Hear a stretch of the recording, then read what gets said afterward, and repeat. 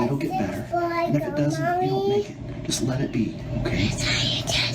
And you're still loved, and you're still safe, and you're surrounded by white light, okay? And it's okay to feel this way, all right? You can be mad. You can be mad at me. You can be mad at mommy or your sister. You can be mad at yourself, okay? Just don't hang on to it for too long, because that's when it gets to be a problem. All right, let it go and work through it. Yes. I gotta stop doing the show, stopping, doing the show, stopping, doing the show, stopping. I absolutely have to quit that. It's starting to get ridiculous now. I'm starting to be ashamed of myself, but I am back, man. I'm back. It's just too much going on. But to give you an update, for the 4 people that do listen, I have been working. Yes, I have been working, and my new job kind of got me really tired and bogged down. So it's been kind of tough for me to record, but never fear, I am back. I'm back. And I am going to be more consistent. For real this time. For real, like very for real. But I come today because there's something that really hurts my heart, Like, it really, really hurts my heart. There's a story out of Milwaukee. I don't know, man. It's so important to me that fathers, please stay in your daughters' lives, man. Just be in their lives. You know what I'm saying? Because it's a lot of monsters out here, and it's a lot of guys that take advantage of women who don't have, I would say, a good male figure or dad, however it's chosen to say, but they take advantage of it. And it's actually sad. Like, it's really, really sad. I'm not even gonna lie to you. And I got to stop saying that. But yes, so as I'm sitting here, there's a story, that came out. Let me see, what is this young lady name? I'm trying to find her name.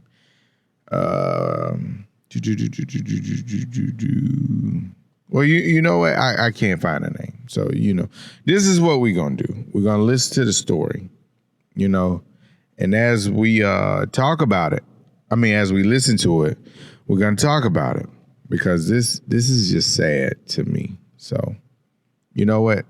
Here it is. Criminal charges filed this week, 1 month after the life of a 20-year-old Milwaukee woman came to a violent end. CBS 58's Michelle Fiore sat down with the victim's parents today, and she joins us now live in the studio. Michelle. Bill, Kania Brunson's mom calls her daughter her best friend. 2 men face charges, but the criminal complaint points to lies others told, and for that, Kania Brunson's mom is pressing ahead. Kania Brunson turned 20 in June, a joy to be around. She can make you smile right away. Brunson wanted to be an orthodontist or a vet, later learning she was good at making others look good, so she enrolled in beauty school. She actually taught me how to put on I eyelashes guess it just stopped. Do my eyebrows. I don't know why it This stopped. is Brunson leaving home the to. morning of September 24th, texting her mom a smiley. I wasn't even there 30 minutes, and they called and told me her car was found. And I knew then, at that point, like, something happened to her. The day of the murder, police say Brunson met up with a married man she'd been seeing, Sultan Sharif. Strangely, he'd reached out to Brunson's mom a week earlier. He goes on to say, I want to be done messing with your daughter, but she's reaching out to my wife. September 24th, a friend of Sharif's called 911 after he says he saw Sharif on top of the victim in Sharif's car, and that the female stated, he cut my throat. She was screaming and pleading for help. Police didn't locate the 2 then, but hours later were called to an alley near Keefe and Palmer where Brunson had been tied, shot, and then set on fire. She was everything to me. She was everything, and this is the most hurtful feeling. Police interviewed a number of people, including Sharif's wife, who claimed he'd been with her the night of the murder, which the complaint says was debunked through video evidence. And they think that they're going to be out here and live their normal life after they, help with this. Sharif's brother-in-law, Johnny Allen Hopgood, is charged as an accomplice. It's still hard to believe that she's not, here with us. Bond for Sultan Sharif is $500,000, and for Johnny Allen Hopgood, it's $50,000. Both are due back in court next week. Reporting live in the studio, Michelle Fiore, CBS 58 News. That is insane to me. Honestly, that is insane to me. And everybody failed this child. She was 20 years old. Like, really let that sink in. 20 years old. And ain't no telling how long they've been messing around. That's the crazy part about it. And, I kind of been going back and forth with how I feel about this. And I got to be honest. It's definitely the guy's fault. Like the gentleman, the 40-year-old gentleman. It's definitely his fault. There's no ifs, ands, or buts about it. Like nothing else. It's solely that man's fault. However, let's add more to it because this situation is extremely deeper than we are led to believe. One, why? Just please tell me why. A 20-year-old is wanting to deal with a 40-year-old. They have absolutely nothing in common. Nothing in common. I don't care if it's because of sugar. Well, no. Let me go ahead on it and be honest. Because if we're going to add in, certain things, because I can hear conversations now. Well, blah, blah, blah. Men should know better.